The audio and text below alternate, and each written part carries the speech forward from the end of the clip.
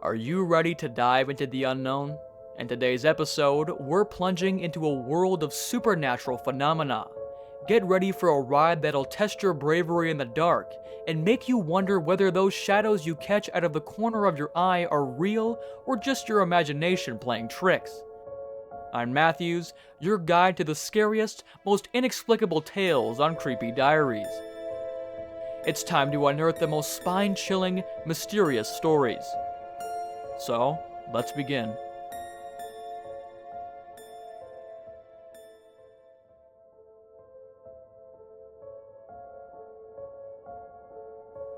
Embark on a tale of supernatural encounters from a resilient Celtic descendant.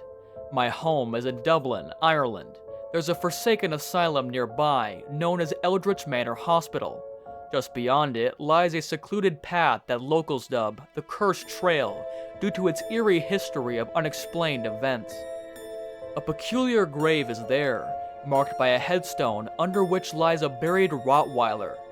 Rumors abound of adolescents in the 70s practicing occult rituals there, including purported animal sacrifices. Despite its haunting history, the area is strikingly beautiful, teeming with nature. Enclosed by a residential area, the trail offers an unexpected sense of isolation just a short walk in. At 24, I chose to explore the Cursed Trail with a picnic in tow, seeking solitude and calm. The day was bright and clear, and I strolled at a relaxed pace, absorbing the natural beauty around me. An hour into my walk, I paused to eat beside a serene pond. Just then, a chill ran down my spine. The only other presence was what seemed like a deer across the pond, sipping water.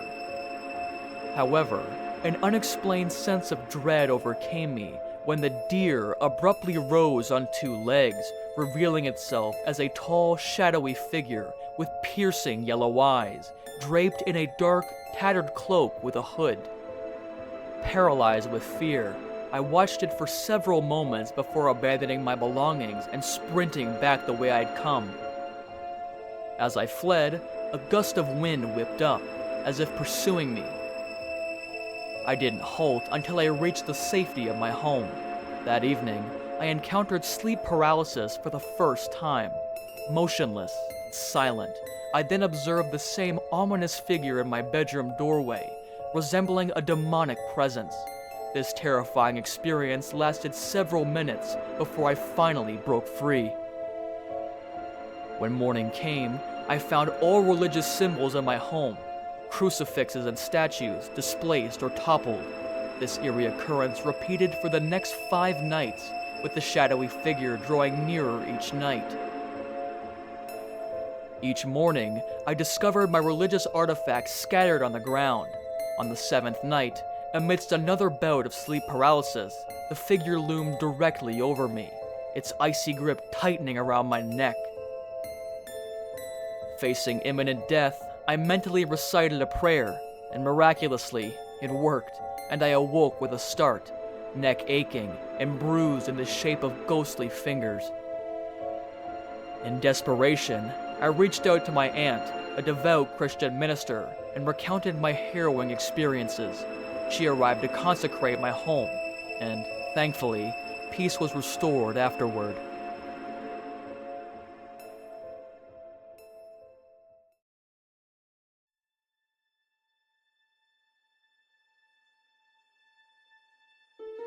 Starting with a chilling encounter that traces back to my Celtic heritage, I reside in Glasgow, Scotland.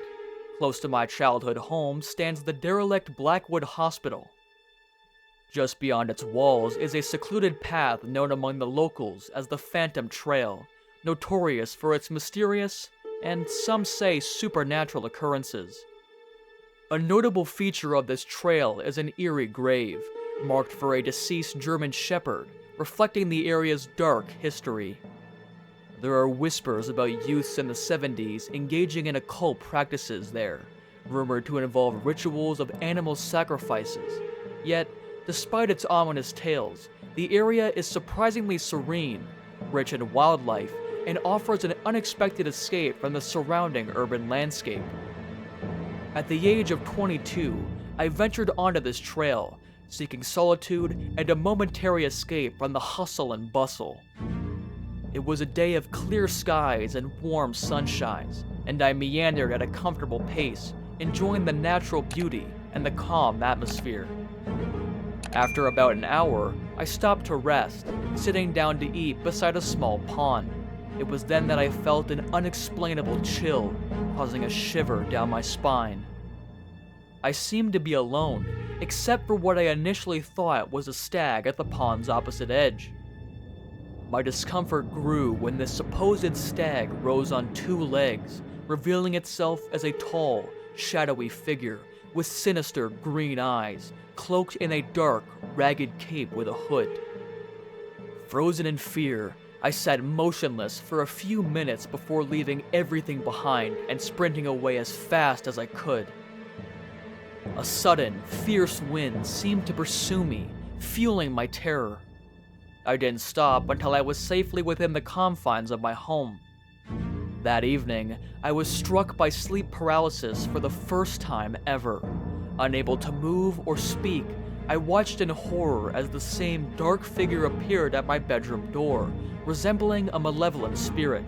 This petrifying experience lasted for several minutes until I finally managed to come out of it. The next day, I found all the religious symbols in my home. Crucifixes, statues of saints had been mysteriously moved or overturned. This eerie phenomena continued for the following 5 nights, with the spectral figure inching closer with each occurrence. In the mornings, my religious items were always found scattered on the floor. On the 7th night, amid another episode of sleep paralysis, the spectral figure was right above me, its icy grip tightening around my throat. Struggling for breath and fearing the end, I mentally recited a Hail Mary. It worked, and I suddenly awoke, feeling a painful tightness and seeing bruises on my neck in the mirror. The next morning, in desperation, I reached out to my aunt, a respected clergywoman, and shared my terrifying experiences. She promptly visited and conducted a blessing throughout my house. Thankfully, after her intervention, peace and normalcy were restored.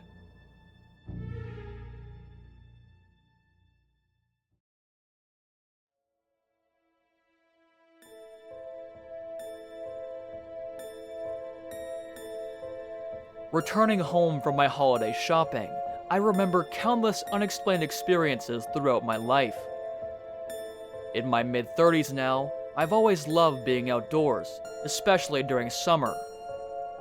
This was also true in my teenage years, which is when this event took place. It was around Christmas, and I was 16. The incident occurred on a weekend I had eagerly awaited for days. My cousin, let's call him Ben, was coming to visit. Ben was my aunt's son, slightly older than me. He was about 18 or 19 at the time. He was coming for the weekend, and I was thrilled. He brought his Resident Evil game for the PlayStation, and I had a new gaming magazine with cheat codes. This was way back in the early 2000s when cheat codes were in magazines. The eerie part of the story starts here. Ben and I aimed to finish the entire game in one sitting. Our gaming marathon essentials included a couple bags of chips, a pack of soda, and sandwiches for dinner.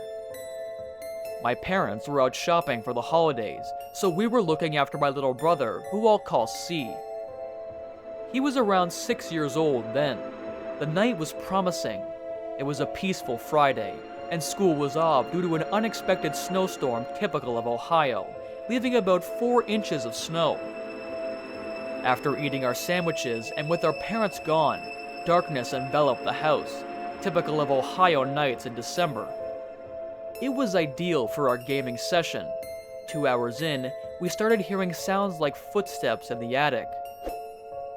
Assuming it was our parents hiding gifts, we focused C's attention on the game. He seemed scared, but we thought it was nothing serious. After all, the noises could have been gifts. The sounds continued for about half an hour.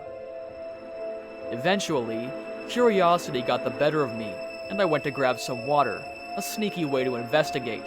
Oddly, my parents' car wasn't there, yet the noises continued. I signaled Ben, who was a big guy, around 6'4" and quite sturdy, to check the attic. It felt like a scene from a thriller movie, with the teenagers bravely investigating a strange noise. However, we found the attic dark, silent, and empty. We'd had paranormal occurrences in the house before. I'd been blamed for leaving doors open, leading my practical father to install locks on them. We returned to our game, trying not to worry. Ben continued playing, absorbed in the game.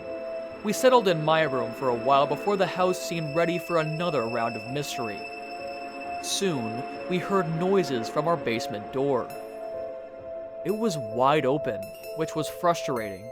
I closed it, not wanting to be blamed. Outside, I noticed footprints leading from the nearby woods to our back porch. Max's attention was drawn to the roof. Following his gaze, I saw a figure quickly disappear over the roof. I decided to go back inside. I shared everything with Ben. We didn't have cell phones back then. They were still quite a luxury. Unable to call our parents, we took action as best as two young, senseless guys could. We grabbed our hunting gear and walkie-talkies, locking C in a room with Max, thinking we might have an intruder. Ben and I went outside and saw a figure crouching on the roof. With our walkie-talkies on, we quietly circled the house. However, we only found more footprints. It seemed like a cat and mouse game with whoever was out there. We glimpsed the intruder peering over the roof, but couldn't make out more than a silhouette. Ben quickly circled around, whispering instructions for me to hide near a tree and radio me from the back. I hid, and soon Ben's voice came through the walkie-talkie. I responded quietly, but our position was now obvious. Ben reported the figure moving over the roof towards my side. Chill ran down my spine. It was as if our burglar had vanished into thin air. We regrouped and went inside to check on C, who was in a panic, saying the doorknob had rattled and Max had growled fiercely.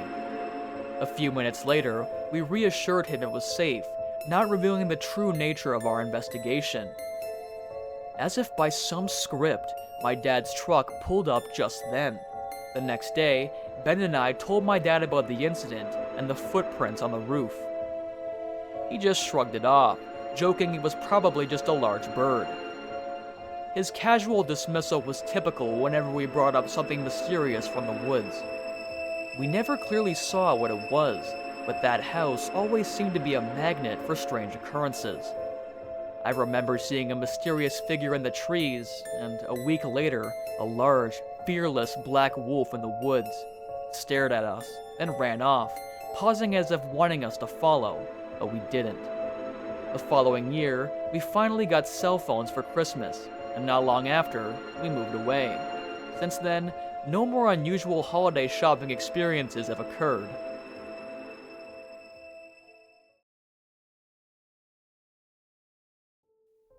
Today, we've dived into 3 spine-chilling tales of unexplained and paranormal encounters, each one unique, but all tied together by a common thread of mystery and suspense.